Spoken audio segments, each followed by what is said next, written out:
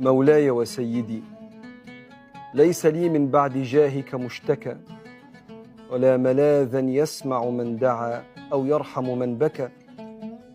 فإلى من أفر إن لم تحمني، وبمن أستغيث إن لم تغثني، ومن أدعوه إن لم تجبني، ومن أتضرع إليه إن لم ترحمني، ومن أتملق بين يديه إن لم تقبلني، وباب من أقرع إن تكلني، ومن أتمنع به إن لم تكن لي.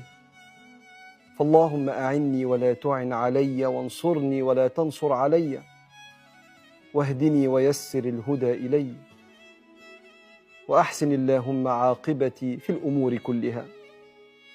اللهم لا تكسر لي قلبا ولا تصعب علي أمرا، واكفني اللهم جهد البلاء وسوء القضاء. وبسم الله نستعين، ويلا بينا نقلب الدنيا بقى كده ونبتدي الروتين بقى. لايك المتين يا اختي عشان تشجعيني. قومي بقى، لو ما خلصتيش اي حاجه كده وراكي قومي خلصيها. اكيد في حاجه مستنياكي تعمليها دلوقتي، وانا معاكي دلوقتي. اكتبيلي في الكومنتات هتقومي تعملي ايه. هتقومي تعملي كوبايه شاي حلوه، ولا هتقومي تغسلي المواعين، ولا هتقومي تعملي اكل الولاد، ولا هتقومي تنضفي مكان قعده الولاد، ولا الانتريه، ولا المطبخ، ولا اوضتك، ولا ايه بالظبط؟ قولي دلوقتي حالا وانت بتسمعي الروتين ده انت وراكي ايه هتعملي، وانا كمان هقول لكم في الكومنتات انا ورايا ايه هعمله. واكتر تشجيع من كومنت هيكون عندي على القناه ان شاء الله. لازم اطلع اشكركم، عشان فعلا بجد احلى 10 مشتركين عندي في القناه. نوروني. هحاول المره الجايه اشوف الاسامي واقولها لكم في الروتين اللي جاي ان شاء الله على الف خير. بصوا بقى، هو الروتين ده جاي في بقى ايه. اللهم صل وسلم وبارك على سيدنا محمد حبيبي يا رسول الله. اللهم استرنا فوق الارض وتحت الارض ينفع العرض عليك يا كريم. بصوا بقى، الروتين ده تنظيف كده عميق من القلب هيوصل لك على طول يعني. انا عارفه انتي بتحبي التنظيفات العميقه دي، فحبيت اشجعك بتنظيفه زي دي. لو وراكي حاجه بصي قومي خلصيها في منت كده، في منت هتخلصي كل اللي وراكي على طول. لو ما اشتركتيش بقى اشتركي، عشان قناتي مش هتحلى الا باشتراكك. كلمة الاشتراك اللي تحت الفيديو اعملي اشعارات الكل عشان يوصلك كل جديد. ولو وصلتي معايا لحد هنا اللايك المتين عشان يرفع لي الروتين. طبعا الروتين مش هيترفع على لايكاتكم وكومنتاتكم الجميلة اللي تشجعوني فيها. بص بقى، احنا ايه؟ تنظيف يعني تلميع، وتلميع يعني تنظيف. واليوم ده كان يوم، بصوا كان يوم طويل يعني، اطول من كده ما في بقى ايه. انا اريد وانت تريد، والله يفعل ما يريد. ده اصلا يومنا كده يعني. ممكن نصحى مثلا نقول هننضف حاجه ما ننضفهاش، ونعمل حاجه تانية. ممكن نقول هنخرج الخروجه الفلانيه وما نخرجهاش ونخرج خروجه تانية. فاليوم ده بصراحه انا كنت نازله اجيب حاجات من تحت، فنسيت الشباك بتاع الاوضه مفتوح. فطلعت لقيت المنظر ولا يسر عد ولا حبيب. والله العظيم المنظر لو كان حد شافه كان فهمني غلط. لقيت الأوضة دي مليانة دبان، مليانة دبان. مش عارفة بقى، الحر دبان، هو الحر دبان ونمل بصراحة. بس أنا ما بفتحش الشبابيك، بفتح الشيش بس أنا كنت بصور الصبح وفتحت الشباك زي ما أنا واقفة كده. فدخل إيه؟ دخل دبان، والدبان كان عامل لي زي العصافير بقى، ليه صوت كده انتوا عارفين. طبعا المنظر ما كانش حلو ومش لطيف، وما يدلش ان احنا بننظف ولا اي حاجه يعني. مش عايزه اقول لكم كان هيتقال ايه عليا. فطبعا قلت لا بقى خلاص، هكنسل النهارده اي تنظيف هيتعمل في البيت، وهبتدي بقى بالاوضه دي كده. بما اننا ننظف تنظيفه محترمه.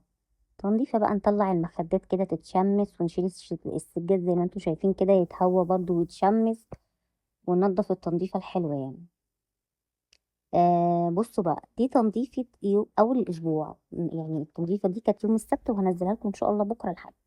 ومنتج لكم دلوقتي الساعة 2 3 بالليل عشان تعرفوا أنا بتعب إزاي. والله العظيم يا إخواتي، بتعب في الروتينات والمنتجة وكل حاجة في القناة. اللايك المتين بتاعك هينسيني أي مجهود بعمله بجد، وهيبقى دعمك اللي بيفرحني وبيسعد قلبي. الله يسعد قلوبكم جميعا. فزي ما انتوا شايفين بقى كده، شلت السكات كله نفضته بره، وطلعت كل حاجة هويتها، وجبت بقى ايه اللي في البخاخة. اللي في البخاخة ساعات حاجة من الاتنين. انا ما بخليش المنظفات تضحك عليا. عشان ما اكدبش عليكي يعني ساعات بيبقى انا مثلا ما عنديش جلانس او عندي حاجه لمع بيها الخشب، وساعات بيبقى عندي، فانا ما كانش عندي، فرحت حاطه شويه اي صابو عندك، اي مسحوق عندك في دخاخه، وشويه ميه دافين وشويه كلوروكس ابيض عشان بيلمع يعني بيلمع الابيض. طبعا مش بغرق الدنيا ميه، ده هي بحته منديه وبلمع ابيض مش الوان.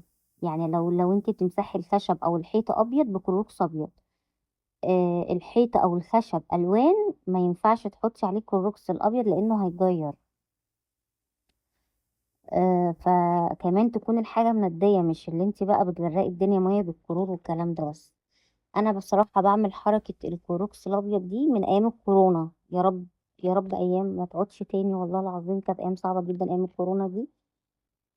فمن ساعتها بقى وانا بعمل تعقيمة كده، لما باجي انضف اروح مسحة اي يعني اي اسطح كده، الكومودين، المكتب، الشباك، السرير، بنضف كده بحته منديه ميه دافيه وشويه اي صابو او اي مسحوق عندك بكلوروكس الابيض، بيخلي الدنيا زي الفل، شمعة منوره. فمحمد ابني عشان بيقعد يذاكر على المكتب ده، فلقيت مكان قلمة جاف، فقلت لا الابيض ده هيبوظ، فحط بقى مشمع كده يكون شكله حلو برضو، لون الاوضه ابيض في احمر، بني في احمر، ماشي الحال اي حاجه. المهم ورحت ماسحه الشباك كده ملمعاه، بقى في حاجات بعملها معاك وفي حاجات من ورا الكاميرا، لان الجو حر وانا بحب اخد راحتي بصراحه، فقلت ايه اطفي كده قدامكم المع، ولو في حاجه هوطي او حاجه بطفي الكاميرا والمع عادي. مسكت الدولاب بقى لمعته. بصوا التنظيفه بتاعت اول الاسبوع دي، ببتدي الاسبوع مثلا يوم السبت اعمل التنظيفه دي لاوضه الاطفال، طول الاسبوع انفض السرير، انفض الواقي، ألمع تلميعة بسيطة كده من على الوش، أنشر الهدوم في الشباك، ألمع الشباك وأنا بنشر، أشيل الغسيل أطبقه. ده بيبقى روتيني في أوضة الأطفال، اللي هو الروتين ال10 دقايق السريع. بس أهم حاجة في بداية الأسبوع عشان توفري على نفسك تعملي، يعني في بداية الأسبوع كل يوم تنظيفة حلوة متينة، وباقي التنظيفات كل يوم بتعملي الشقة كلها كده من على الوش سريع، وبعد كده الاسبوع اللي بعده بتكملي. الطريقه دي بتخليكي ان انت دايما تكوني الشقه رايقه، ولو حد مثلا طب عليكي فجاه او حاجه، يا دوبك من على الوش كده مثلا في تيشيرت على السرير ولا حاجه بتطبقيه مش عارفه ايه، بتلمعي حاجه بسيطه، تلاقي الدنيا عندك فايقه ورايقه دايما. طبعا انا مش بعلمكم، انا بشجعكم، بشجع اي بنوته يعني لسه بتقول بسم الله الرحمن الرحيم هنبتدي كده متجوزه جديد، فبتبقى عايزة تعرف ازاي ترتب يومها، فانا بشارك يومي معاكي بس مش اكتر يا قمر. كلكم شاطرين وكلكم امارات. بعد كده رحت شايله بقى ال اللهم صل على الحبيب عليه الصلاه والسلام، الخدديات والمخدات من على الشباك عشان انشر اللاسلكي زي ما انتم شايفين. وانا بحط الستاره دي عشان اولا يعني انا ببقى فاتحه الشباك فقدامنا جيران، فعشان ما حدش يعني يشوف الشقه جوه، وطبعا يعني ابقى براحتي يعني، انت فاهماني، انا بحب ابقى براحتي، فبحب ان انا انزل الستاره كده يعني. بس فقلت انشر بقى الغسيل يتهوى كمان، كانت خلاص الشمس كده، ايها الشمس قربت تغرب، يعني الشمس تغرب. فقلت ايه انشر الغسيل كده سريع. اليوم ده بقى عملت ايه، اليوم ده وانا استكفيت ان انا اعمل اوضه الاطفال وانشر غسيل واغسل غسيل واعمل الاكل، كان يومي عباره عن كده بس. المسيح بقى، المسيح ساعات هقول لكم على حاجه تلمع لكم السيراميك يا ولاد، والله العظيم يا بنات، يا بنات يا ولاد على حسب اللي بيسمعني بقى اعماركم، انا مش عارفه، بس كلكم اخواتي وولادي وبناتي وكل حاجه والله. المهم ابتديت ان انا جبت كلوروكس ابيض كده وشويه صابو برضو عندك اي مسكوك، وشويه ميه سخنين، وتروحي دعكه بقى بالشرشوبه بعد طبعا ما تكنسي. لما بكون الشقة كلها فاضية وما فيهاش سجاد، بصراحة بغرق مية، بدلق مية وادعك بالاريال او بالصابون وادعك، لكن عشان في سجاد في الصالة والمية هتطلع على بره، اضطريت ان انا امسح اللي هو المسحة دي، بس مسحة برضو عميقة مش اللي هي تلميع يعني. بس قصدي اقول لكم ان انا بحب اشد الخرطوم واغرق الدنيا، بس مش هينفع بقى عشان كان في سجاد مفروش بره وكان هيتغرق، لكن لو شايلاه تمام. عايزه اقول لكم الشرشوبه اللي فيها اللي هي مليانه خيوط كتير دي مش حلوه خالص خالص. انا لما جبت اللي هي الفوطه دي بتشرب الميه بتلمع، تحفه تحفه تحفه بجد. مسحة والتانية تخلصي، لكن التانية ما بتشربش المية، ما بتمتصش المية ابدا، مش حلوة لا. اول مرة اجيب دي بصراحة وعجبتني. الكلوروكس الابيض بقى بيدي ريحة حلوة وبيدي تعقيمة كده للأوضة وبيخلي الدنيا تمام. ولو بعد ما تخلصي لو السيراميك عندك مطفي او قديم، بس هو يعني عندي بيلمع لان السيراميك عندي مش قديم قوي، ممكن تجيبي شوية خل ومعلقة نشا واتنين لتر مية، يعني تملي يعني طبق مية كده او الجرد اللي انت بتنزعي فيه، وتروحي مسحة. بعد المسحة دي تروحي ملمعة بقى، ملمعة بنص كوباية خل على شوية مية في الجردل بتاعك على معلقتين نشا. الدنيا تمام وزي الفل، وتلمعي السيراميك بتاعك هيديكي كده يعني ايه، عارفين ايه الطفيان بتاعه ده، هتلاقيه نور معاكي. بس بعد ما هويت بقى الدنيا خالص، طبعا كنت هنا خلاص الدنيا قربت تضلم اصلا، بس انتوا عارفين المغرب بيبدأ متأخر والدنيا بتضلم على 8، هنا كانت حوالي 7 كده. والأوضة اتشمست طبعا، الشمس كانت ضاربة فيها بقى، ونشرت الغسيل ولمعت ونفضت السجاد بره والدنيا تمام. قلت افرش بقى ملاية فاتحة كده تعمل بهجة في الأوضة. انا ساعات بفرش فواتح وساعات بفرش جوانب على حسب المود بقى. المود تمام افرش فواتح عشان تحفظوني وتعرفوني بقى، انتوا اخواتي في الله فلازم تعرفوني. كنتش حطيت اللايك لحد دلوقتي، انا زعلانه منك. فين اللايك بتاع اختك بقى اللي تشجعيها بعد التعب والعرق والحر اللي احنا فيه ده؟ طلعت جري بره كده، حطيت الملايه بعد ما شلتها في الغساله، وقلت بقى تاخد دوره كده. بحط ايه بقى في الغساله؟ انا بغسل الكوبايه الصغيره دي عادي، مش بتقل الغساله ولا حاجه. اي مسحوق بقى اللي انت بتحبيه، اريال، اوكسي، باهي، اي حاجه، وبحط شويه كلوروكس الوان و... وفي الاخر خالص بشطف باللي هو البرسيل جل بتاع العباية السودا، بيدي ريحه تحفه مكان الضوء. واسمعي يا اخت، اسمعي اختك بقى يا قلب اختك، وعايزه اقول لك على حاجه، ما تخليش المنظفات تضحك عليك. يعني مش كل حاجه تجيبي لها منظفات، يعني ما تجيبيش بقى منظفات للازاز ومنظفات للاساس ومنظفات للمواعين ومنظفات للمسيح ومعطرات مش عارفه ايه وتلات اربع باكيتات او دست مناديل. لا مش كده، مش كده خالص. عايزين نعمل ميزانيه كده، نجيب كل اللي احنا عايزينه وفي نفس الوقت ما نافورش برضو. وفي نفس الوقت في حاجات في البيت ممكن تعقب لنا حلو، يعني عندنا الخل ده حلو قوي في التعقيم، عندنا الكروكس الابيض حلو قوي في التعقيم، عندنا زيت الزيتون في بخاخه مع شويه ميه دافين مع شويه خل حلوين قوي. معلقتين زيت زيتون، 3 4 معالق خل، نص ازازه ميه سخنه كده دافيه، حلوين قوي في التنميه الخشب.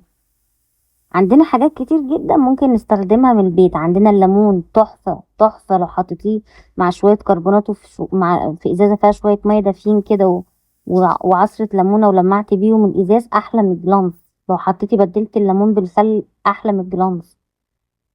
انا جايبه معطر طبعا، انا بحب معطر فريده، والريحه دي ريحه البهجه، ريحه الورد كده. فدي ممكن نعمل معطرات في البيت يعني، بس انا مش من الناس اللي بتجيب كل حاجه من بره. الروتينات اللي جايه هقدم معاكي بقى. انا طبعا هنا كنت خلصت يا ولاد، وعقمت الاوضه ورشيت معطر والدنيا تمام، ورشيت حاجه للدبان بس مصورتهاش معاكم. الفتره اللي جايه هنعمل حاجات كتير جدا مع بعض، من قلب البيت من قلب المطبخ، تعقمي وتلمعي وتمسحي ومن غير ما تكلفي نفسك وتصرفي فلوس على المنظفات وعلى التعقيمات وعلى المعطرات. لا، من قلب البيت هنمشي روحنا وننضف برضو وناخد احلى نتيجة، وناخد احلى معطر وناخد احلى تشجيع وناخد احلى تنظيف، كل حاجة ان شاء الله من بيت دود. واتمنى لو الروتين ده عجبك ما تنسينيش باللايك كلمتين والاشتراك، من كلمة الاشتراك اللي تحت الفيديو عشان يوصلك كل جديد. سلام.